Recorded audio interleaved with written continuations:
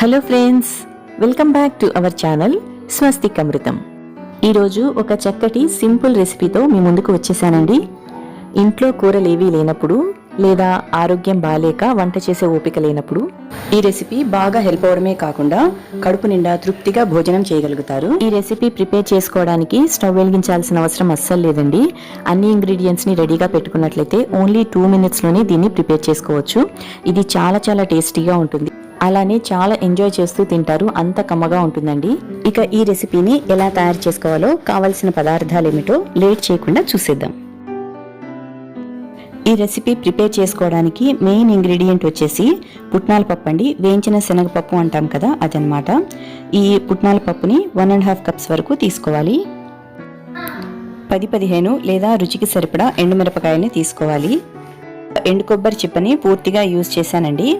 మరి పెద్ద పెద్ద ముక్కలైతే మిక్సీ జార్ పాడైపోతుంది కాబట్టి ఇలా సన్నగా పొడవుగా కట్ చేసుకుని తీసుకోవాలి. 2 tablespoons జీలకర్ర తీసుకోవాలి. అలానే ఒక మీడియం సైజ్ వెల్లుల్లిని తీసుకుని రెబ్బల్ని సపరేట్గా తీసి పెట్టుకోవాలి. వెల్లుల్లి రెబ్బలకి పొట్టు కంప్లీట్గా తీయాల్సిన అవసరం లేదండి. పొట్టుని పూర్తిగా తీయకుండా చేసుకుంటేనే ఈ రెసిపీ బాగుంటుంది. చివరిగా రుచికి సరిపడా సాల్ట్ తీసుకోవాలి. అంతేనండి. ఇంగ్రీడియంట్స్ చూసారు కదా, చాలా తక్కువ ఉన్నాయి. ఓన్లీ 6 ఇంగ్రీడియంట్స్ మాత్రమే. ఇప్పుడు యాక్చువల్ ప్రాసెస్లోకి వెళ్ళిపోదాము. ఒక మిక్సీ జార్ తీసుకుని ముందుగా మనం కట్ చేసి పెట్టుకున్న ఎండు కొబ్బరిని వేసుకుని మిక్సీ చేసుకోవాలి. ఒక చిప్ప ఎండు కొబ్బరిని ముక్కలుగా చేసుకుంటే 1 కప్పు వరకు ముక్కలు వచ్చాయండి. ఎండు కొబ్బరిని అన్నిటితో పాటుగా కాకుండా ఇలా సపరేట్గా గ్రైండ్ చేసుకోవడం వల్ల ఇక్కడ చూపించినట్లుగా పర్ఫెక్ట్గా బ్లెండ్ అవుతుంది. ఇప్పుడు దీనిలోకి 1.5 cups పుట్నాల పప్పు, వేయించిన శనగపప్పుని వేసుకోవాలి. అలానే రుచికి సరిపడా ఎండుమిరపకాయలు వేసుకోవాలి. ఇక్కడ 15 వరకు వేసుకుంటున్నానండి. 2 tablespoons జీలకర్ర కూడా వేసుకోవాలి. అలాగే రుచికి సరిపడా సాల్ట్ వేసుకోవాలి. నేను ఇక్కడ కళ్ళుప్పు వాడుతున్నానండి. మీరు మీ దగ్గర ఉన్నది ఏదైనా సరే వాడుకోవచ్చు. ఇప్పుడు మూత పెట్టుకుని ఫైన్గా బ్లెండ్ చేసుకోవాలి. ఇవన్నీ ఫైన్గా బ్లెండ్ అయిన తర్వాత ఒక వెల్లుల్లిపాయని సపరేట్గా ఇలా రెబ్బలుగా తీసుకుని వేసుకోవాలి.